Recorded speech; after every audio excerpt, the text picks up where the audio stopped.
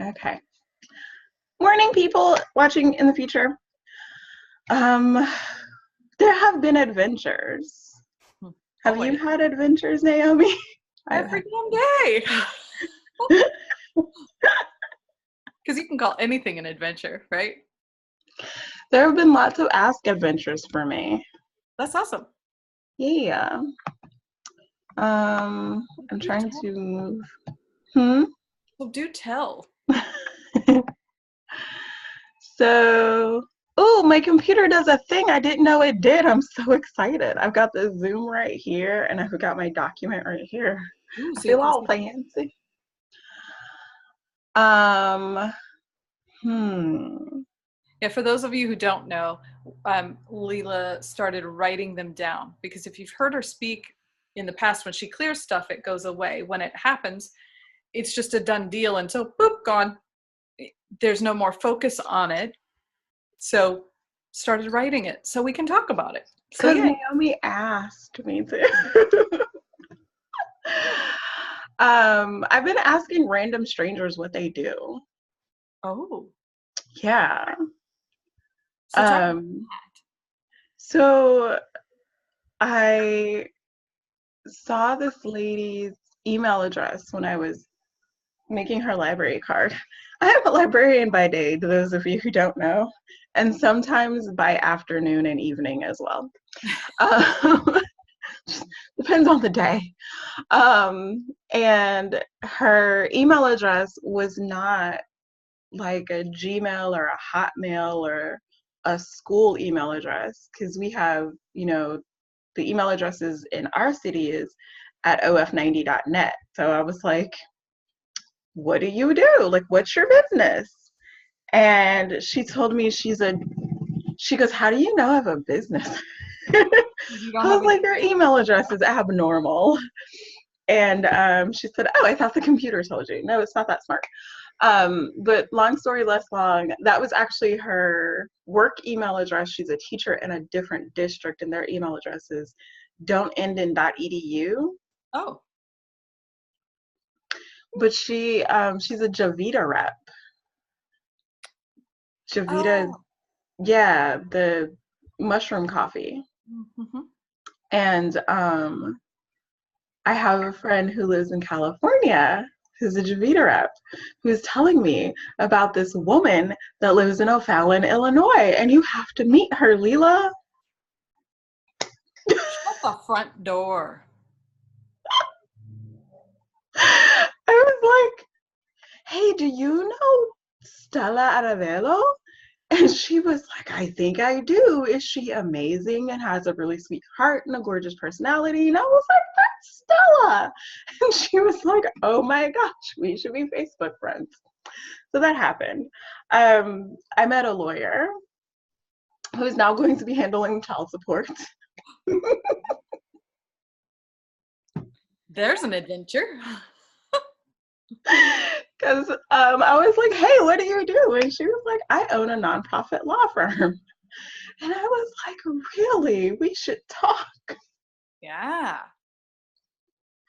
Um, yeah. So what do you do? I've been asking that.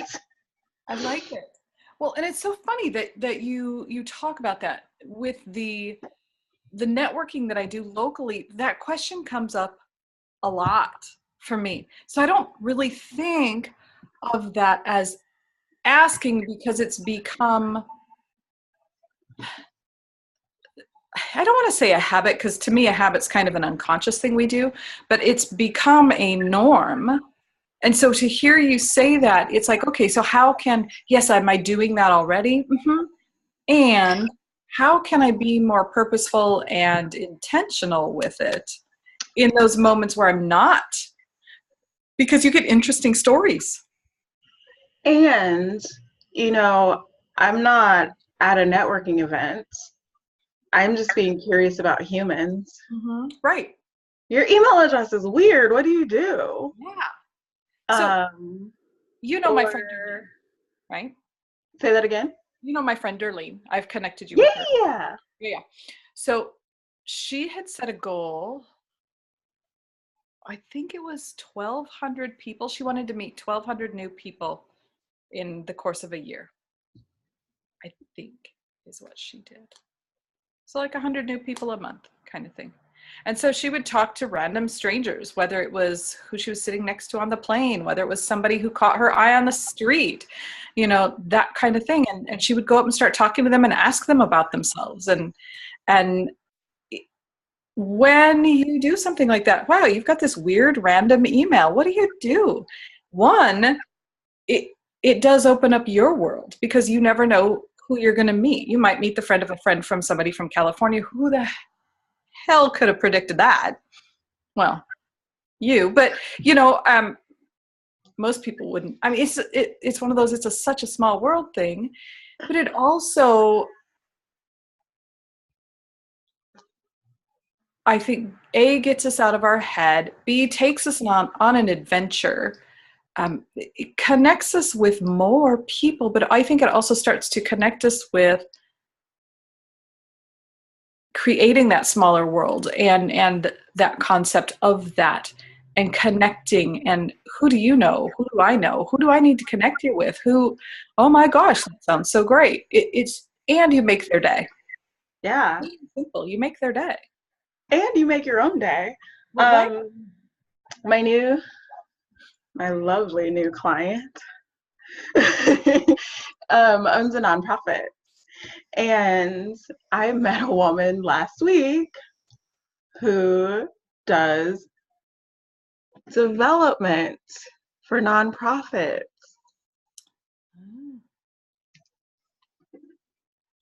Right? Connecting. In case you humans watching in the future are like, what are you people all excited about? This new client doesn't really have a lot of structure to his business. And so the new person, I'm hoping, can support us. Right. With the development piece. Create that structure. Yeah. And what a huge help that will be. And until you open your mouth and ask, how much of the stuff that we think we have to do ourselves, if we simply ask, or the things that we think we should know, like organizing a nonprofit, because, you know, aren't we all just shot out the womb knowing that? Right. What a difference when we ask. Just ask. You never know who's going to end up coming out of the woodwork and who's going to have answers maybe you didn't even realize you were seeking. Or it may trigger something where you're like, ooh, a friend of mine was looking for. You just never know till you open your mouth, instead of living in our own little insular worlds, right? Speaking of opening our mouths, all these judgments, they're so like, what I'm discovering is what keeps me from asking is judgments. Okay. I don't want to inconvenience people. I don't want to be a burden. That one's still there. It's still lots of fun. I'll run the clearing statement on it. And I think you need to run the clearing statement on the entire freaking Midwest, because I think that's where it comes from, because I get that one too. Oh, I don't want to bother. Fucking, are you kidding me? If it's a bother, they hopefully have their big girl or boy panties on and can tell you, no.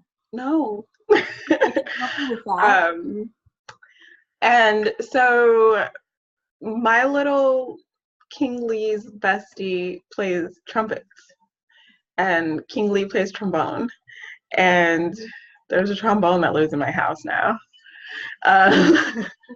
Send earplugs and wine.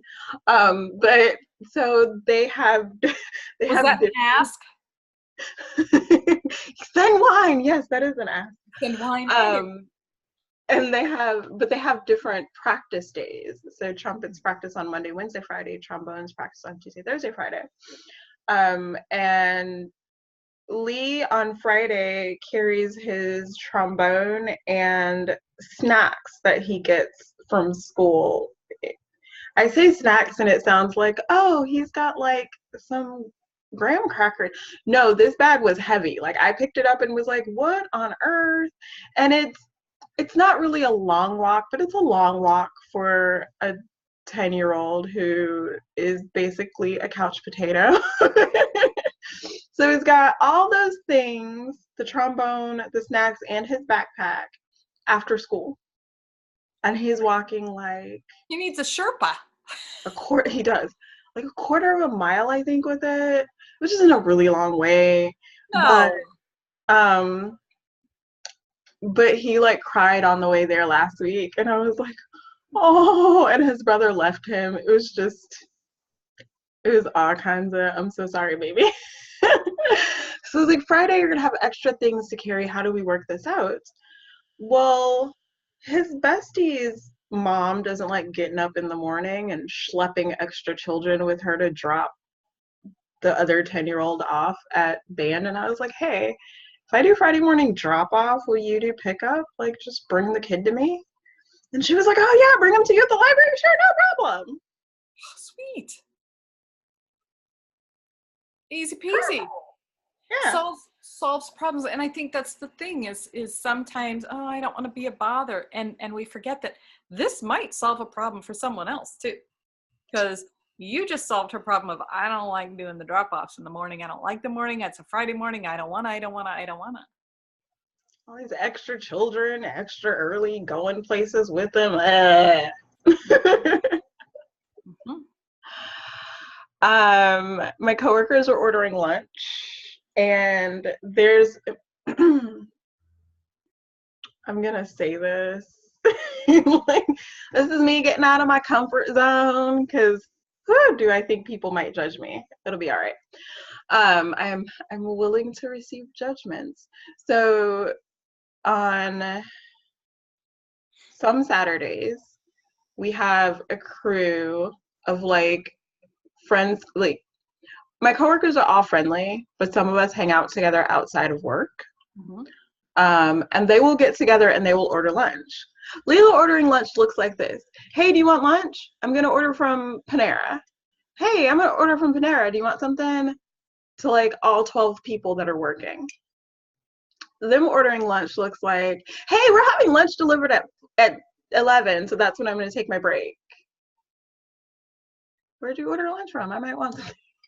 This particular day, I went, hey, I have children and I'm ordering food. How do you guys feel about ordering food today?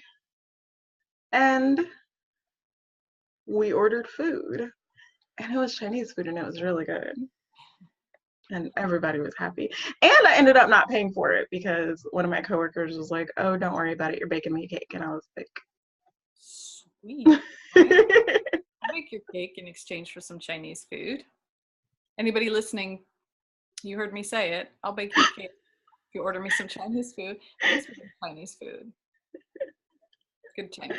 I don't think we even have good Chinese food around here. oh. Yeah, it's a sad day. It's a sad thing. You gotta make your own then. And it'll probably be healthier. Yeah, oh, it absolutely would. My feet won't be hot. So I'll bake you a cake if you order me something else. Let's talk. Putting that out there, people. So I have this thing and I've probably talked about it and it's a serious receiving thing and I'm not sure how long we've been recording. So if we it's been because we chatted for a bit before we started recording. Yeah, it's been just under 15 minutes. Mm-hmm. Okay, awesome. So this whole asking adventure has mostly shown me where I'm not willing to receive.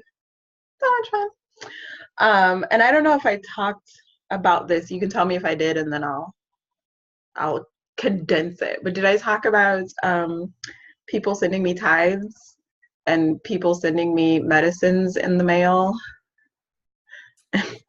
How? I don't remember if we talked about it on the call or if you and I talked about it because I know the tithing came up, but I don't think it was on a call. So talk some. I'll try to condense it then and still explain for the people who might be like, what are you talking about, crazy lady? So I pray with our friend Lisa um, in the mornings, and Lisa sent me a tithe. And no, I don't have a church. Some of us tithe to the people and places and institutions where we get our spiritual food, and Lisa felt like I had spiritually fed her, so she sent me some cash, and it was wonderful. And then she sent me another one, and I was like,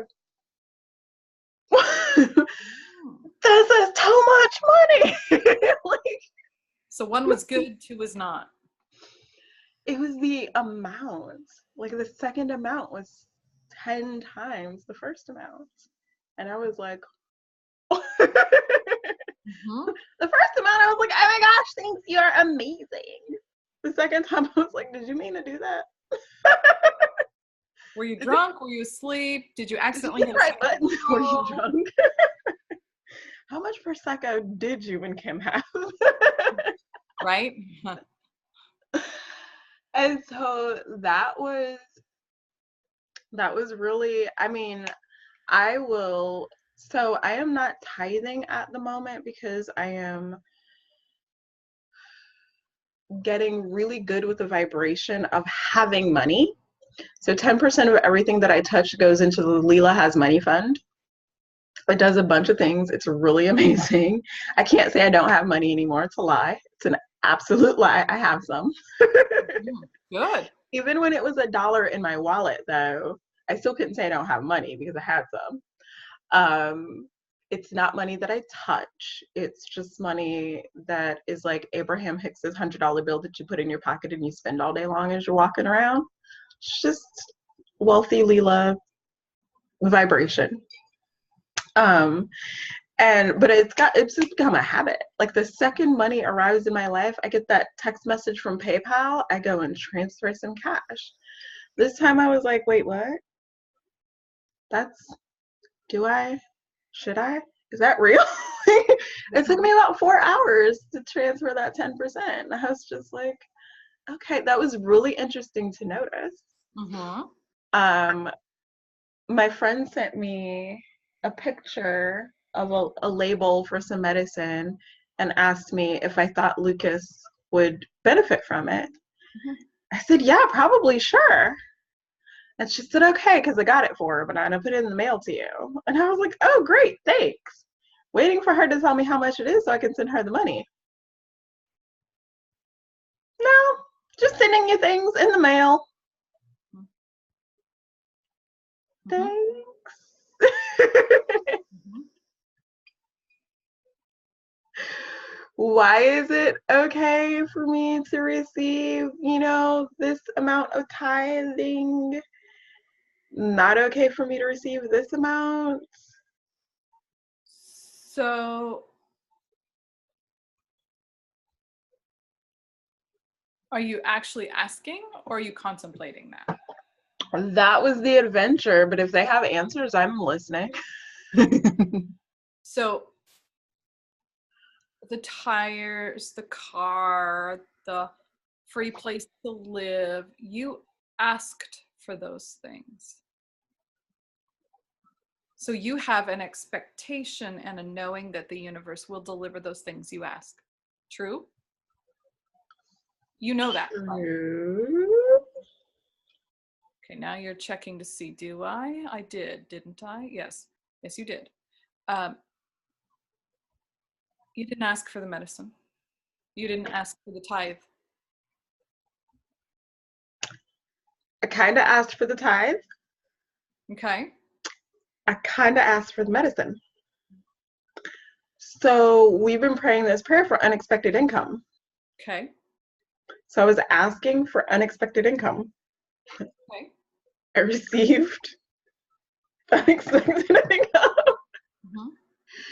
And I had been asking for a solution to this particular challenge that Lucas has been having, related to the stress and anxiety that my lovely little.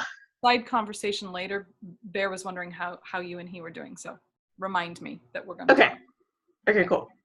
So yeah, I was seeking solution, and the universe sent me a bear to discuss things with and some medicine to give to the Lucas.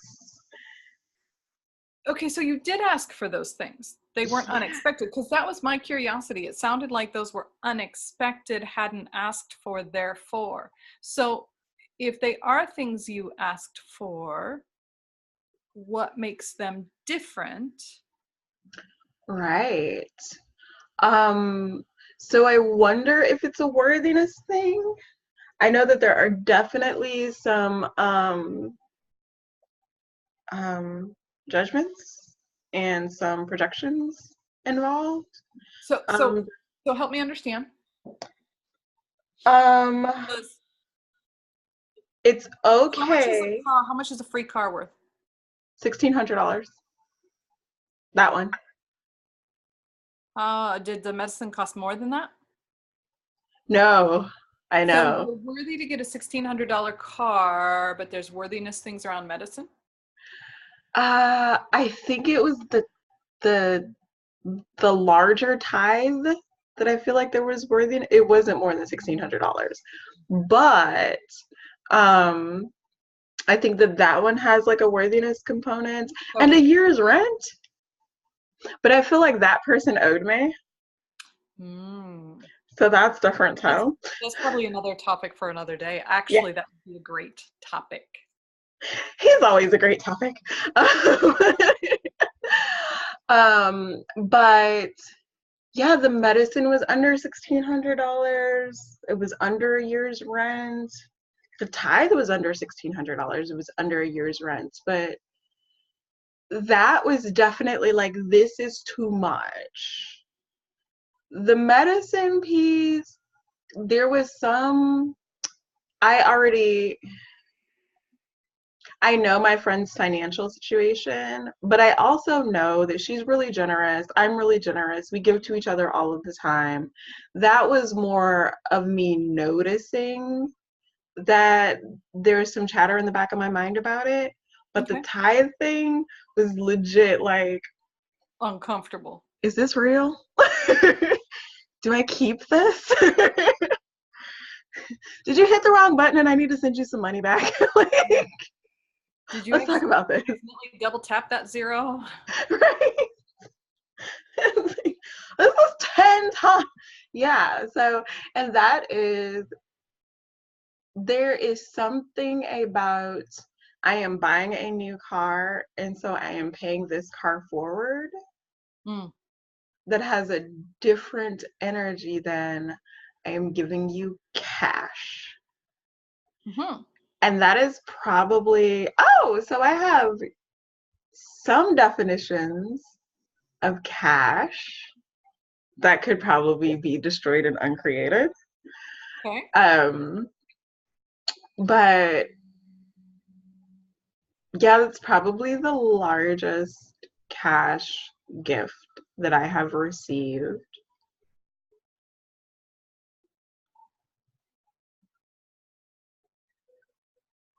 Maybe ever. Hmm. Yeah.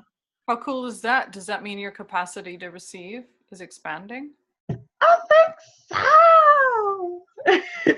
And it's really, really interesting. You guys have probably heard me talk about my honey, my enjoyable other, and like what a contribution that he is to my world. But he has totally gifted me and um taken me shopping, and that was super uncomfortable in the beginning. I I was remember like, that. can you give me a budget so I feel okay? Like, I don't want to buy all of Target. Can you just give me a budget? I will. Give me a budget, please. And that was an ask that I had to make because so I have a credit card for emergencies. And sometimes I get told, just take the credit card and go buy whatever the thing is. Like, just take the credit card and go buy yourself a dress.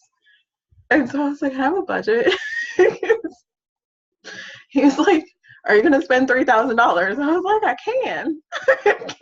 Can I have a budget? It would make me feel better. So it was still me receiving. It was also me getting comfortable with the receiving. because I had parameters that worked for both of us. Right. He is a little frustrated with my need for parameters. He'll get over it. He will. He will. Um, did you have a question before I go on to another thing? Okay, because I thought you were If you saying. feel complete with the money thing, with the size of the gift and the worthiness piece. I like that it is evidence of my capacity to receive being stretched. I am open to larger gifts. I'm probably gonna freak out when they show up, but then I'll be like, "Oh my God, Naomi! It was $8,000 this time. Let's go shopping." You have a budget. Yes. Yes. You got $8,000. You got to put parameters around that for me because I want a new couch. So I was gonna say your budget's a new couch, but then again, that's California. yeah, and it can range anywhere from about $250 on up to that $8,000 couch. So the coworker that I make the cake for, I asked her to come get it, which is like, why is that awkward? That's over there with the bag. And if you don't know about the bag, go watch the first video. But I baked this cake. I went to 3 stores because I wrote down the ingredients. I went to the store. I came back. I started baking. And I didn't have enough sugar. So I went all the way to the store that I knew had the right sugar because the recipe calls for a specific texture of sugar. And I got home and I got the rest of the ingredients out of the pantry and the fridge. And there was this much vanilla and this much sour cream. And I was like, note to self when you check ingredients, don't just check to see the bottles in there. Check to see. Like, where the fuck did all the vanilla go? Oh, pancakes. Yeah. And French toast. And so I looked at the rest of the ingredients. And then I made my 3rd trip to the store.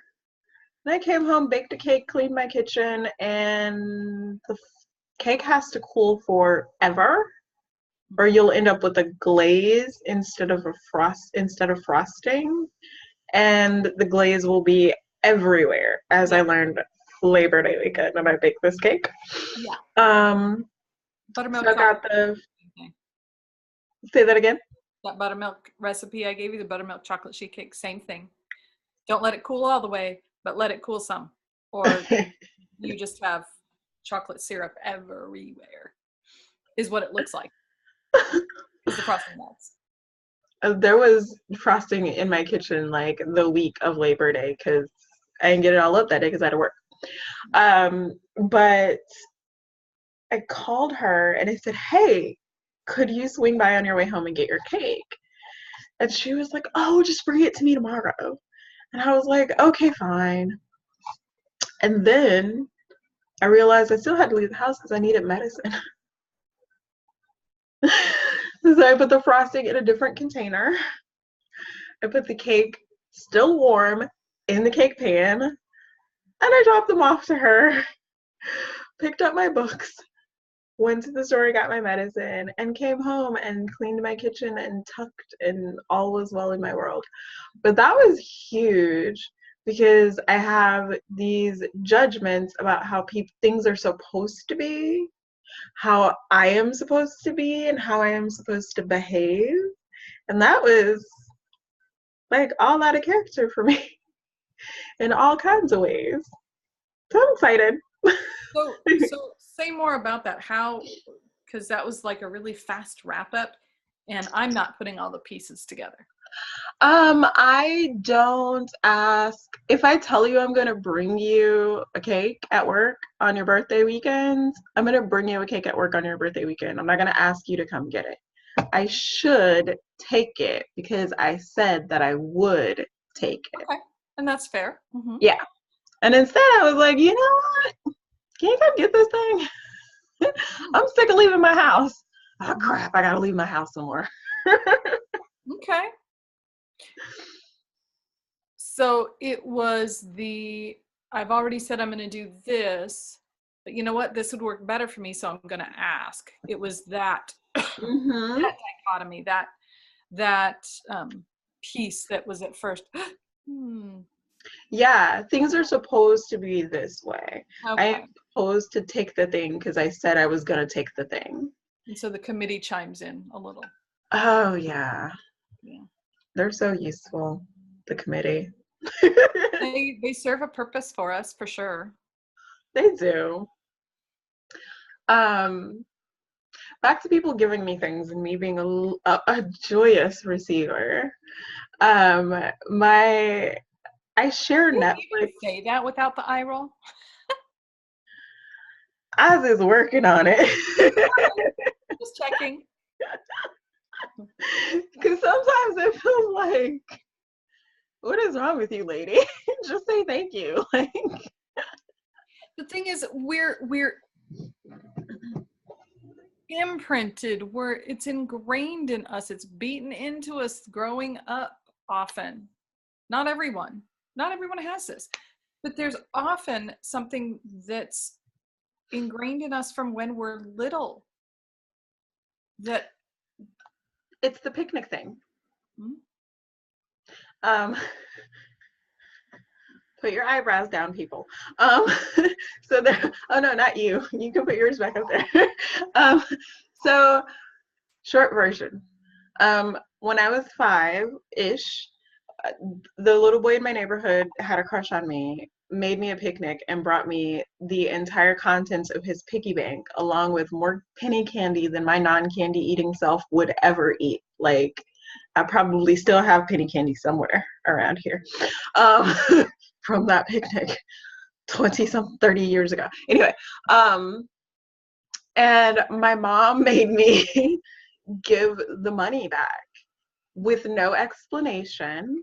And mm, I felt like I decided that I had done something wrong, even though I hadn't.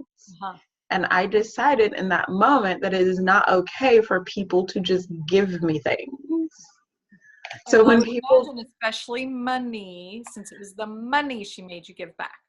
especially money, so when people just randomly gift me because I'm Lila and they love me, because that's why these things are happening.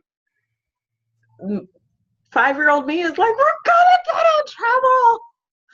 Yeah, Mommy, somebody's going to make me give this back. yeah, it's gonna make me give it back. So, Um, and that's a beautiful reason why the clearing statement and the things that you do from a clearing standpoint, and why the timeline is so important, because a lot of these things that we have, whether it's issues around asking, whether it's issues around receiving, whether it's specifically money, somebody could give you a house and a car and a boat and a kayak came up, whatever. um, you're fine, but boy, somebody gives you money and it's like short circuiting happens. um, Most of this stuff comes from our childhood. Not to blame our parents and say, oh, I had a crappy childhood or anything like that. Even people with fabulous childhoods, something happens, mom made me give back the money. We make it mean something. We create a decision, shove it into our unconscious, and it forms beliefs that create the patterns that we live with. And it's about deconstructing those so that they no longer hold us hostage, really. yeah. So I guess this is a hostage negotiation. Kinda, kinda. So there's some limiting decisions and limiting beliefs that you've got stuck back here around money that you can choose to address or not. They're being addressed. That's I really know they are. easy. Yeah, because I'm like, oh, you you sent me money? Oh, thank you. Are you sure? Mhm. Okay, I'm keeping it. Now, now, and you did or you have not yet put 10% into your Lila's Got Money fund. Oh, I already spent the money. I put the 10% there. Once I was like, oh my gosh, you're amazing. Thank you so much. And she was like, was it a surprise? And I was like, why, yes, it was. And I was like, 10% into the bank account you go. Yeah. Because that's the other thing is when this is one of the things that I've seen with some people that I've had money conversations with, or that I've just simply observed, is when you get in an unexpected amount like that, that you feel like, oh my gosh, even if it's an unconscious, I should give that back, but the person won't take it back. Do you then automatically go out and either find things to spend it on fast, or people to give it to fast because you don't want to keep it? So that's the other piece. But since you put some into your, that's why I say, since you put it into, that's why I asked, did you put 10% into that fund? Because that shows you're shifting that energy. Yeah, it was we were talking about that. Because I was like, hey, I want to do this thing that I know you really want. And then I was like, ooh, wait, that's out of budget for this particular adventure. And then I was like, I think I'm trying to get rid of this money. You. And I was like, I'll go buy some essential oils instead. we we really required more oils. It wasn't like, oh, let me just get rid of this money, but it was like, oh, what does my life require that, will contribute? Right. Now that school is in, these is a thing that has to stay in my house. Holy crap, right? It must. So, This is a great thing so that you don't end up needing to get something from Benedictine herbs to kick whatever you got out. Get the thief right? and prevent it. Prevention is so fabulous. It is And if everything. you're wondering what the hell thieves is, talk to Lila. I will tell you this. It is the best essential oils blend in the world. It kills the germs. I got my little All size one right here.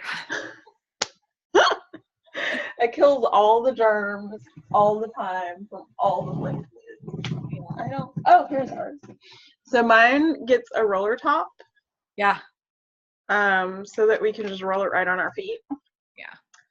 And I dilute it with a carrier oil to make it more economical Yeah. for this mom. For those of you who diffuse, it's a great one for diffusing. We diffuse it in the office quite often, not just this time of year, because the chiropractor whose office I work out of twice a week, a large percentage of her clientele are moms and kids, itty bitties, like itty bitty babies, as well as toddlers, as well as, elementary school kids. And they're germ factories. Let's just, I call it the kindergarten oil because the only thing kindergartners are really interested in sharing is germs. truly share my Yeah. toys. No, but here's some germs. Yeah. Exactly. That's probably going to be the screenshot. It's going to be the thumbnail. Right. 1, 2, 3. But it's yes. So I think that that's a great thing to look at if you're someone who does have, especially if you're somebody who's been asking for money, specifically for cash, and then when you get it, all of a sudden the cash is gone. Now, for us, I'm looking at, there's a couple of things that we're working to pay off. So if cash comes in, it is gone, because we have a plan for paying off certain larger bills and debts, projects. I would call my trainings that I went through a project for sure. And that's something, yeah, asking for cash, it's going to turn around and be gone because we have places we've already allocated. That's different than the money comes in and, oh my God, hot potato, hot potato, hot potato. I want to spend this and get rid of it because I don't feel like I deserve it. Hugely different thing. So please hear that distinction if you're watching the recording. And if your money disappears instantly and you don't know where it's going, or it doesn't seem like that hot potato thing. It seems more like I just have $1,000. What the hell happened? Yeah. Because y'all, this is coming for somebody who used to live half the year off her tax refund. I know Tax refund is a little bit. But prior to that, when I was in relationship with my first husband, who's one of my best teachers, y'all, I remember him getting strep and the medicine costing like half of my savings account and me having a fuck it and going out and spending the rest moment. Because if I don't spend this money, an emergency is gonna take it. Oh. I knew that. I saw it happening, and so I just treated myself. And the next time he had strep, the medicine was $20, and I was like, I went to the pharmacy with the prescription, so it wasn't like he was asking for more than the medicine actually was. No, this was some weird quirk of the universe, like, give me all your money. And I'm like, oh, okay. It's that rich get richer, poor get poorer thing. Like, my vibration was, and my energy and my beliefs were, and probably partnered with somebody who didn't manage money well, and that was our experience. There was always an emergency. There's always an emergency. Yeah. And I've gone from that experience to, no, there are no emergencies. Money is allowed to stay. It's allowed to hang out and be my pal and create ease for me and support us. Yeah. So that's maybe a good place to bring it all together. And for those of you who are like, yeah, I have a hard time asking for money, and yeah, I have a hard time keeping money, and that, I think, is a great place to start practicing is shifting your vibration and the relationship. I know that's a piece I'm working on right now. I have two suggestions. May work on until I die. I don't know. Yeah, go ahead. Maybe not. Maybe not. But my feeling is we're always evolving. So there's always more to dig into with it. That's true. It doesn't mean it won't be different until I die. It just means I think it's a constant evolution. Yeah. Some of us came because our experiences here were meant to be around money. But two fun things to play with, if that is your experience. Commit to having money. Having. Okay. One of the ways to do that is to start a 10% fund. Mm-hmm. If 10% freaks you out, start a 1% fund. Have some money. Keep it on you at all times. Have money in your wallet. Consistency of it, like you said, as soon as it comes in, you put that 10% over. Whether it's 1%, 10%, freaking a dime, no matter how much you get in. Whatever it is that you have to start with, it's the consistency. It's much like going to the gym. I'd rather see somebody go to the gym 15 minutes a day, every single day, than once a week for 3 hours. Yeah. Have paper money in your wallet at all times, even if it's just $1 bill. Ooh. So my 10% fund is in my bank account because I lost the whole thing last year, carrying it around in my wallet, and I didn't have awareness. So I lost $160, probably more than that. Cash, whole wallet gone. This one I've lost a bunch of times and it keeps coming back to me. I've shifted my awareness, or I've shifted my reality in that regard. I went outside one day to get into my car and it was in the snow. It's red. And it's cute too, I gotta It say. was in the snow. Um, the second thing, oh, crab nuggets. Oh, ask a bunch of people for $1. Mhm. Bunch of random, send out your PayPal link. Be like, okay, so this crazy Lila has me doing this random experiment where I get comfortable asking for money. So I'm asking a bunch of people for $1. And when you get the dollar, take 10 cents, put in 10% fund, even if it just means a separate PayPal account. Well, and And if you're doing it from $1 and you're doing it with dimes, I mean, you can stick that in a jar, because for me, the visual is helpful in that respect too. Um, yeah, and I like the idea of carrying paper money in your wallet, uh, because so many of us, for a long time, most of the time, it's like people are like, oh, well, do you have any cash for that? Or, the amount's so small, do you have cash? And it's like, we just whip out our debit card, or some people use Apple Pay or whatever.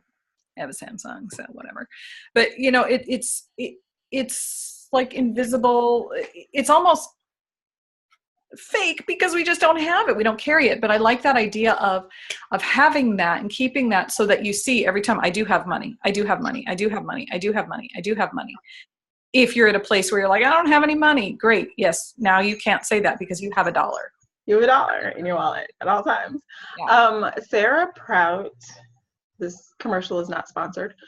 Sarah Prout has this practice where she puts paper hearts and writes affirmations on them, or I might have made up the affirmations part. Puts symbols of money on them, decorates them really pretty, keeps them in your wallet, makes your wallet a pretty place, turns it into an altar. When I started my 10% fund, I had my paper hearts, and I would wrap my 10% up in the paper heart and paper clip it and put that in my wallet. So I had spendable money in my wallet, but I also had my 10% fund in my wallet. And Nice. I'll talk more about the 10% fund and the evolution of that in a different video, because it's a conversation, but it was lots of stretching to get Mhm. started. Well, and I love your idea of, hey, crazy Lila was it crazy Lila has me doing an experiment? Lila has me doing a crazy experiment, whichever one you want to say. Yes. Um, Both of getting those are true. getting comfortable. I'd even say getting comfortable with asking, and especially getting comfortable with asking for money, because immediately, as you say, asking for money, there are a number of people whose faces flitted across my gray matter, who I know would have judgment around people asking for money. I know them well enough to know that they would have judgment around that. So it's like, Ooh. oh, Are you gonna play? Are you gonna play this adventure? I think I might play this adventure. Ooh. Can I I can I amp your adventure up a notch? Oh fuck. Yes. I reserve the right to not accept the up it, but let's. Yes, absolutely. Ask the judgy people. Oh yeah, Yeah. yeah. Because if I avoid asking the judgy people, what's really great too is if I'm out there saying, "Hey, my crazy friend Lila, we're on this year of adventure, of asking, and to get more comfortable with certain asks, I've been assigned to ask everybody and their brother, especially the people I'm not comfortable asking it of, for $1. Here's my PayPal address. They will or they won't. And it may surprise me. And other people may be like, what is this year of asking you're talking about? Yeah. So it's kind of that whole where we started. What is it you do? You've got Yeah. this weird email address. What are you talking about? What is it you do? Year of ask? What is that? And it opens up dialogue and connects people more. So I love it. I will take that on. Yay! I'm so I will excited. even take on asking the people I know will be judgy, and I will take on asking the people that I think might be, or that I shouldn't ask because of the whatever business relationship we have, or yes. Somebody just came to mind. I'm gonna ask her first. Oh, see? This is where the asking gets fun and funny. We'll report back next week, people.